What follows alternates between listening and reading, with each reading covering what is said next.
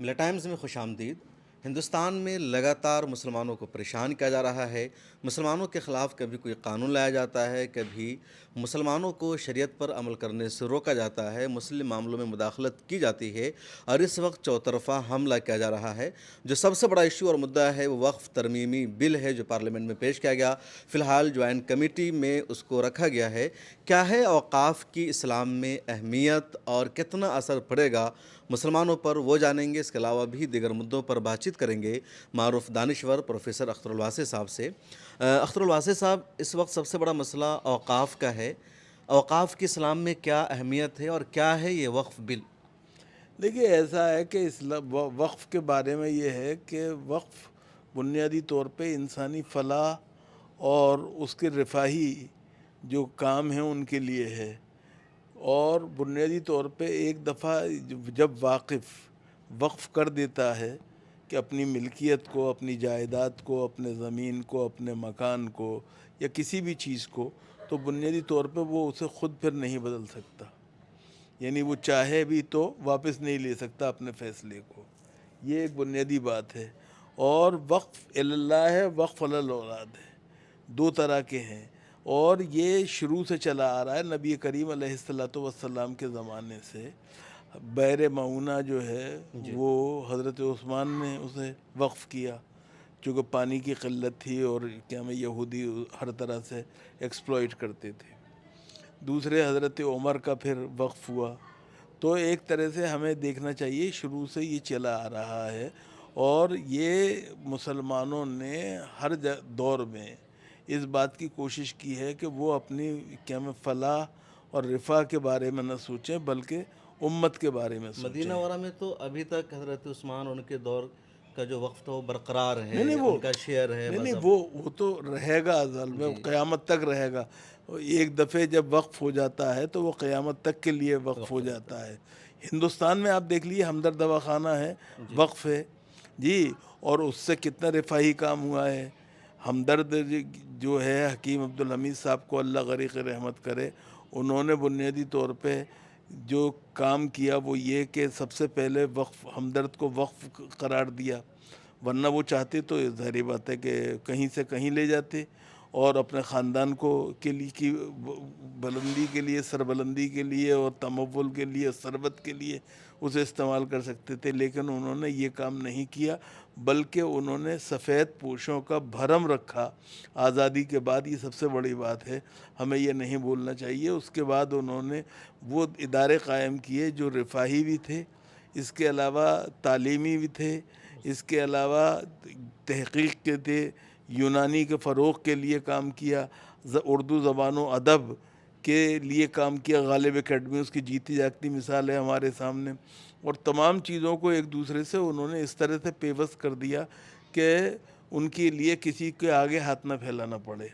تو خیر، یہ ہمارے کیا میں وقف ہندوستان میں کہا جا رہا ہے کہ ریلوے کے بعد اور فوجوں کے بعد سب سے زیادہ ہمارے پاس ہی کیا میں اوقاف کے پاس ہی سب سے ملکیت کی چیزیں ہیں۔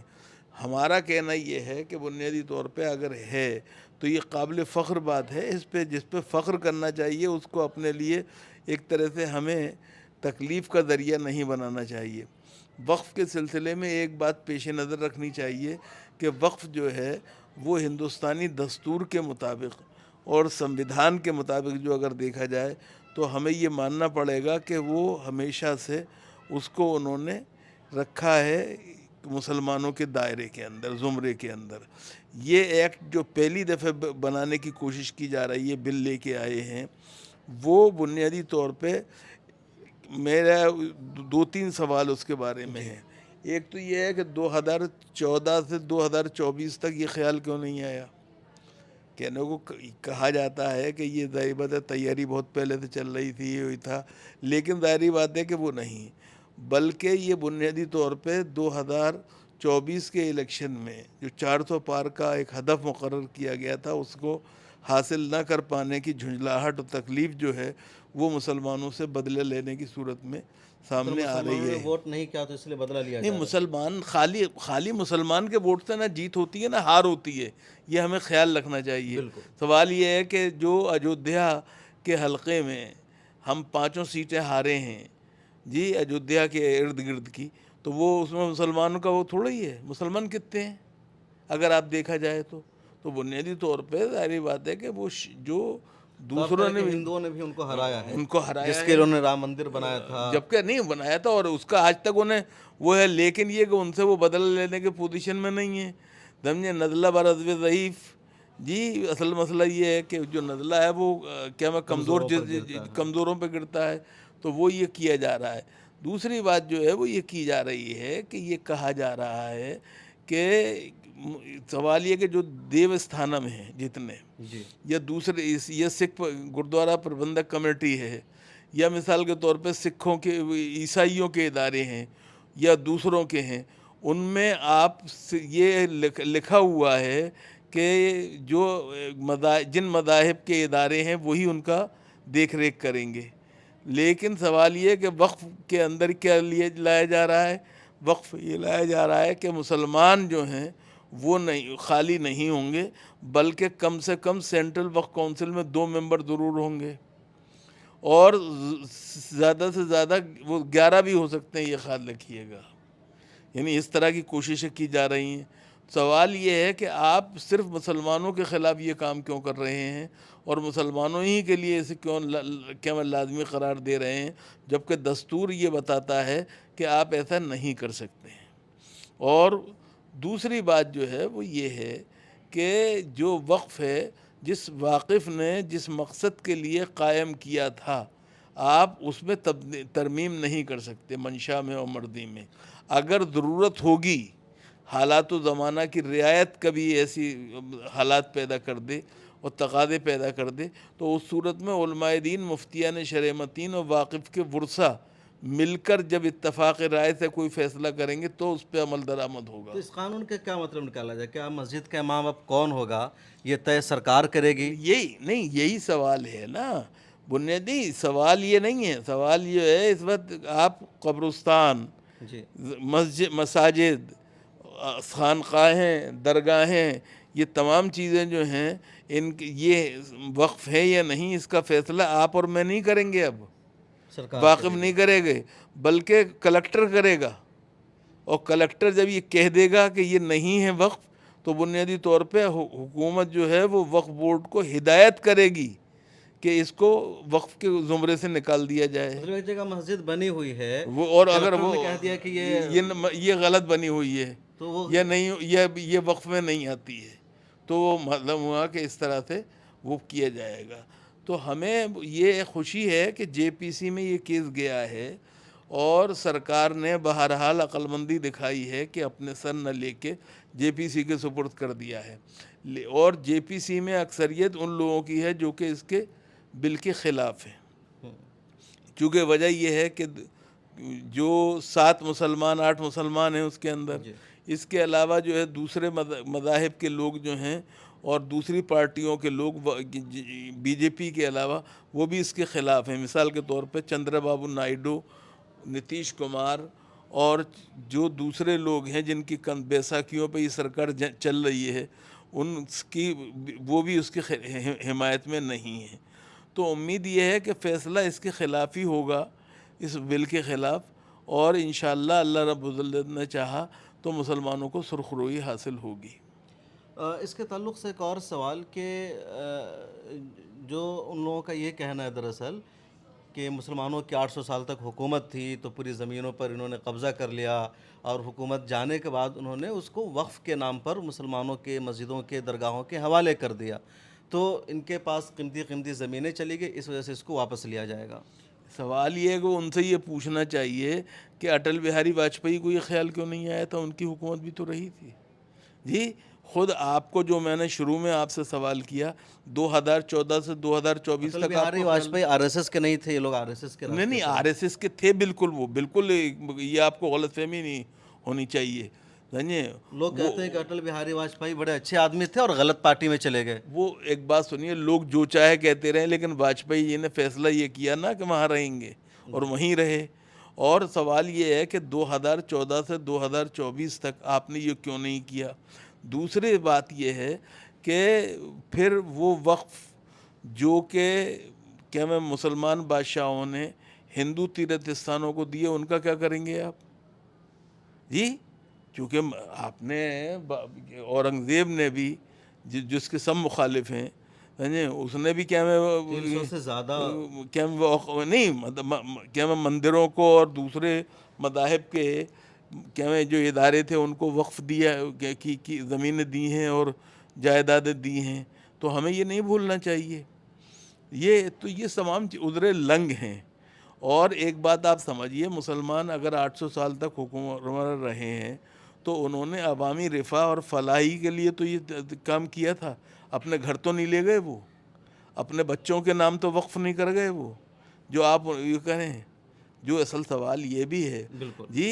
اور ہمیں یہ نہیں بھولنا چاہیے کہ اگر وقف کی آمدنی جو ہے وہ سرکاری طور پر صحیح طور پہ اس کا استعمال کیا جائے تو پھر مسلمانوں کو تعلیم کے لیے، سماجی درجہ بندی میں اعلیٰ مقام حاصل کرنے کے لیے اور بچیوں کی شادیاں کرنے کے لیے کسی کی ضرورت ہی نہیں رہے گی. ایک اور مدعے پر بات چیت کریں گے. لگاتار ہندوستان میں کوئی نہ کوئی سر اٹھاتا ہے اور نبی کریم صلی اللہ علیہ وسلم کی شان میں گستاخی کرتا ہے. ان دونوں ایک ایسا ہی کوئی سنت ہے، اس نے نبی کریم صلی اللہ علیہ وسلم گری راج رام گری اس نے حضور کی شان میں گستاخی کی ہے ناسک میں، اور دیش بھر میں مسلمان احتجاج کر رہے ہیں.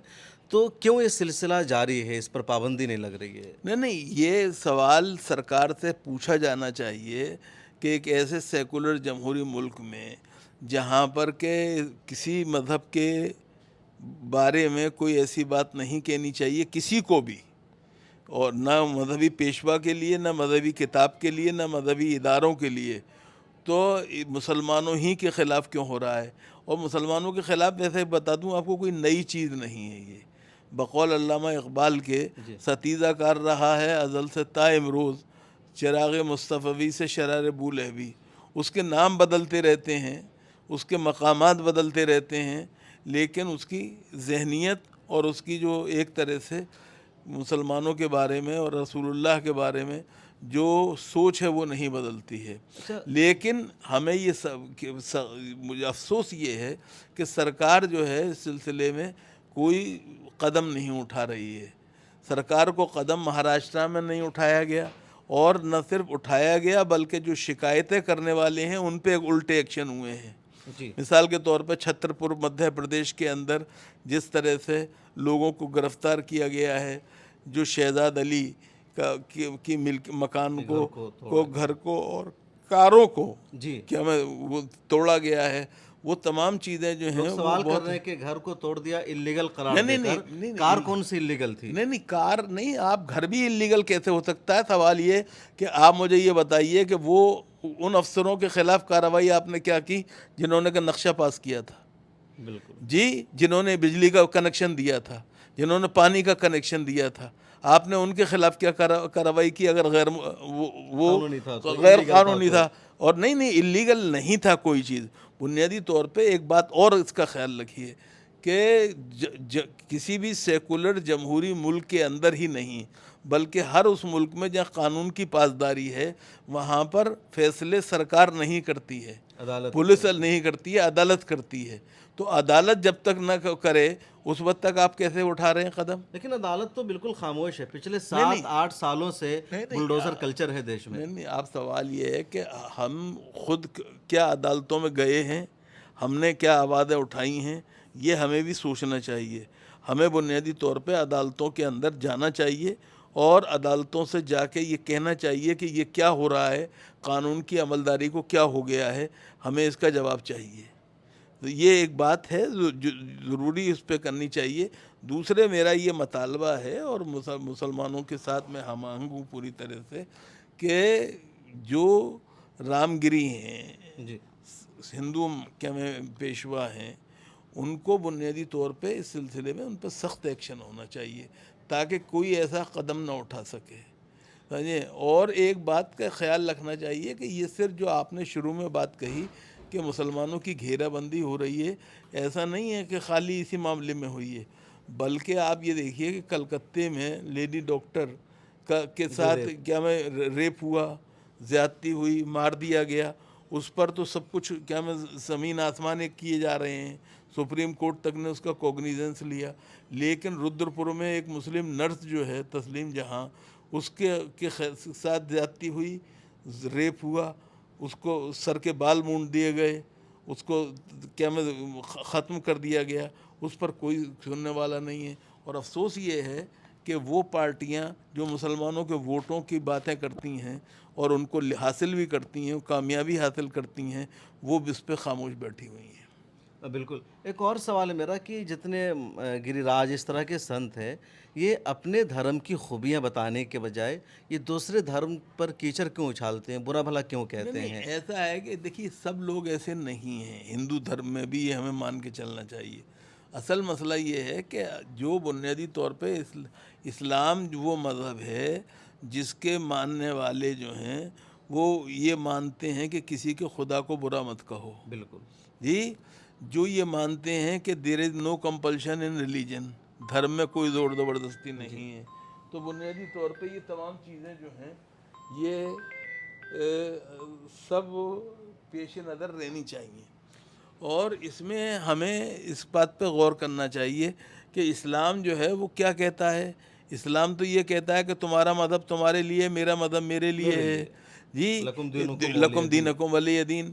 دوسرے یہ ہے کہ اسلام جو ہے نبی کریم علیہ الصلاۃ والسلام نے ہمیں جو سبق پڑھایا ہے وہ انسان دوستی کا پڑھایا ہے. اس لیے انہوں نے کہا عورتیں تمہارے پاس خدا کی امانت ہیں. بے شک. جی، انہوں نے بنیادی طور پہ یہ بتایا کہ گالی دینا فسق ہے اور قتل کرنا کفر ہے. اتنی سخت باتیں کہی. بلکہ من تو قتل نفسا بغیر نفس و فساد فی الارض فکانما یہ قتل الناس جميعا. جمعیہ یہی نہیں، یہ تو قرآن کا وہ ہے. قرآن کا موقف ہے کہ کسی ایک معصوم اور بے قصور کو قتل کرنا ساری انسانیت کو قتل کرنے کے برابر ہے. تو ہمیں بنیادی طور پہ جو مذہب ہمیں دیا گیا ہے وہ ایسا ہے ہی نہیں کہ جو کہ کسی طرح کی بھی دہشت کو، وحشت کو بڑھاوا دے، کسی کے خلاف نفرت کا پیغام عام ہو. تو ایسے لوگ جو اس کام کو کر رہے ہیں ان کے خلاف ہمیں سخت ایکشن لینا چاہیے، چاہے ان کا مذہب کچھ ہو، چاہے ان کی حیثیت کچھ ہو. چونکہ بنیادی طور پہ یہ کوئی نیا کام نہیں ہے. کیا میں جو صرف کیا میں مہاراشٹرا میں نہیں ہوا ہے بلکہ ہمارے کیا میں جو بالکل پڑوس ہے غازی آباد میں بھی یہ کام ہوا ہے. جی بالکل. تو مستقل اس طرح کی چیزوں کے لگاتار خلاف ہمیں وہ لینا چاہیے. اور آپ نے جو بات عدالت کی کہی، عدالت نے اس سلسلے میں نوٹس لیا، اسی لیے وہ خاموش بیٹھے ہوئے غازی آباد والے. لیکن ہمیں بنیادی طور پہ یہ کہیں نہ ہو اس کے لیے کوشش کرنی چاہیے. ایک اور صاحب ہیں بلکہ آسام کے چیف منسٹر ہیمنت بسوا شرما، وہ لگاتار ان دنوں مسلمانوں کے خلاف زہر و غلطے ہر بات میں جہاد اسلام لے آتے ہیں. اور اب انہوں نے 1935 کا جو مسلم میرج ایکٹ ہے اس کو ختم کیا ہے اور اپنی اسمبلی میں ایک نیا بل لے کر کے آئے ہیں میرج کو لے کر کے کہ سب کی شادی کا رجسٹریشن لازمی ہوگا. یونیفارم سول کوڈ کی طرف ایک قدم بھی اس کو بتایا جا رہا ہے. نہیں، شادی کا رجسٹریشن آج بھی ہوتا ہے. آپ دیکھیے قاضی جو آتا ہے نکاح پڑھانے کے لیے وہ 3 کاپیاں تیار کرتا ہے. ایک کاپی لڑکے کو دیتا ہے، ایک آپ کو دیتا ہے، لڑکے کو دیتا ہے، ایک لڑکی والوں کو دیتا ہے، ایک جو ہے وہ سرکار میں رجسٹر کراتا ہے. تو بنیادی طور پہ وہ ایک کام تو کرتا ہے. اب سوال یہ کہ جو کیا میں ہیمنت بسوا کام کہہ رہے ہیں کرنے جا رہے ہیں، میں ان سے یہ پوچھنا چاہتا ہوں کہ وہ کیا اب ہر نکاح میں ایک سرکاری کارندے کو بھیجیں گے؟ جی، کس طرح سے رجسٹریشن ہوگا؟ یہ سوال ہے نا. بنیادی طور پہ آپ ایک طرح سے سرکار کے اوپر بوجھ ڈال رہے ہیں اور ایک بلا وجہ کا وہ کر رہے ہیں. اصل مسئلہ اس کا کچھ نہیں ہے. اس کا مسئلہ مسلمانوں کو ہراساں کرنا ہے، انہیں خوفزدہ کرنا ہے، ان پہ ڈر بٹھانا ہے. اور ہمیں یہ نہیں بولنا چاہیے کہ ہیمنت بسوا جو ہیں وہ اب کچھ دنوں پہلے تک کانگریس میں تھے اور کانگریس کی کوکھ سے جنمے ہیں. سوال یہ ہے کہ میں جو سوال کرنا چاہتا ہوں وہ یہ کرنا چاہتا ہوں کہ دھوبڑی آسام سے بدر الدین اجمل صاحب کو جس آدمی نے 10 لاکھ ووٹ سے ہرایا، وہ کانگریس کا امیدوار تھا. آج کانگریس جو ہے اس سلسلے میں خاموش کیوں بیٹھی ہوئی ہے اور کیوں نہیں اس کے خلاف ایکشن لے رہی ہے اور احتجاج کر رہی ہے؟ آسام کے اندر مسلمانوں کی اکثریت ہے، پورے ملک میں اگر لیکن دیکھا جائے کانگریس تو کہتے ہیں کہ مسلمانوں کا مدعا ہمارا مدعا نہیں ہے، ہم ہندوؤں کے مدعوں کو اٹھائیں گے۔ نہیں آپ میری بات سمجھ رہے ہیں تو آپ پھر ٹھیک ہے، پھر ہمیں اپنی سیاست کرنے دیجیے۔ لیکن مسلمان تو ووٹ کانگریس کو کرتے ہیں، اپنے نیتاؤں کو کہتے ہیں کہ نہیں بی جے پی کے ایجنٹ ہیں۔ ایسا ہے کہ مسلمانوں کو یہ روش چھوڑنی پڑے گی، اور کچھ دنوں میں آپ دیکھیے گا اگر یہی رویہ رہا ان پارٹیوں کا تو یہ نتیجہ سامنے یہی اس کا منطقی نتیجہ ہونا ہے۔ ہاں جی، سوال یہ ہے کہ کشمیر میں الیکشن میں کانگریس جو ہے وہ نیشنل کانفرنس سے سمجھوتا کر رہی ہے۔ لیکن سر یہ جو ہمارے بڑے بڑے مسلم انٹلیکچوئل ہیں، لیڈرز ہیں، بڑی بڑی تنظیموں کے سربراہان ہیں، وہ بھی مسلمانوں کی پارٹیوں کو، ان رہنماؤں کو کہتے ہیں کہ یہ بی جے پی کے لیے کام کرتے ہیں، بی جے پی سے ایسا ہے فائدہ ہوتا دیکھیے، ہے، وہ آنکھ بند کر کے کانگریس کے لیے اپیل کرتے ہیں۔ نہیں وہ کچھ دنوں کا کھیل ہے یہ، کچھ دنوں میں مسلمان ان چیزوں کو کیا میں ماننے کو تیار نہیں ہوں گے، اور ہمیں اور آپ کو اپنی عزت بچانی مشکل پڑ جائے گی جو کانگریس کے ابھی تک حامی رہے ہیں جی اور ہیں، اور ابھی ہم نے ان کو ساتھ نہیں چھوڑا ہے، لیکن ہمارا یہ کہنا ہے کہ ان کو ان چیزوں کے بارے میں بات کرنی چاہیے۔ انہیں رودر پور میں جو نرس کا مرڈر ہوا ہے اس کی بات کرنی چاہیے، آسام میں جو کچھ ہو رہا ہے مدرسوں کو لے کے، جی شادیوں کو لے کے، ابھی پرسنل آج لا کی کو لے خبر کے۔ ہے، غازی آباد کی کسی سوسائٹی میں ایک مسلم فیملی نے اپنے گھر میں مدرسہ کے بچوں کو بلایا قرآن خوانی کے لیے۔ وہ بچے قرآن خوانی سے باہر نکلے تو ان کی سوسائٹی میں جو دوسرے ہندو لوگ رہتے ہیں انہوں نے کہا کہ انہوں نے گھر میں مدرسہ کھول دیا، ان بچوں کی پٹائی کر دی، ان پر حملہ کیا۔ نہیں ایسا ہے کہ ہمیں اس سلسلے میں جو اپنے پڑوسی ہیں انہیں کانفیڈنس میں لینا ہوگا۔ ایک بات یہ ماننے کی ہے، یہ ہمیں سمجھنا چاہیے، ہمیں اس میں کوئی بزدلی کی بات نہیں ہے، لیکن ایک ڈائیلاگ تو بنانا پڑے لیکن گا۔ گھر میں نہیں کوئی نہیں کیا کرے، ان کا نہیں نہیں پرسنل رائٹ ہے۔ سر ایک بات سنیے، اس ملک میں مسلمان کے ساتھ یہ ہو رہا ہے کہ اگر ایک ہندو نے مسلمان کو مکان بیچ دیا ہے تو پوری آبادی اس کے خلاف احتجاج کر رہی ہے۔ آپ اس کو خالی وہ مت کیجیے۔ جی تو ہمیں بنیادی طور پہ کہیں نہ کہیں ایک ڈائیلاگ تو بنانا پڑے گا، اور ایک طرح سے رابطہ قائم کرنا پڑے گا اور بتانا پڑے گا کہ ہم جو ہیں تمہاری طرح انسان ہیں، کوئی علیحدہ نہیں ہے، اور ہمیں اور آپ کو مل کے رہنا ہے اس ملک میں، چاہے راضی خوشی رہیں یا ناراضگی سے رہیں، رہنا ہے ہر حال میں، ہم کہیں جانے والے نہیں ہیں۔ بالکل، ہاں جی، بہت شکریہ۔ ہمارے ساتھ تھے معروف دانشور جناب پروفیسر اختر الواسع صاحب۔ بہت سارے مدعوں پر بات چیت ہوئی، کیسی لگی آپ کو گفتگو کمنٹ سیکشن میں ضرور لکھے گا۔ سوشل میڈیا کے سبھی پلیٹ فارم پر ملت ٹائمز کو سبسکرائب اینڈ فالو کر لیجئے۔ پھر ملاقات ہوگی، اپنا خیال رکھیے۔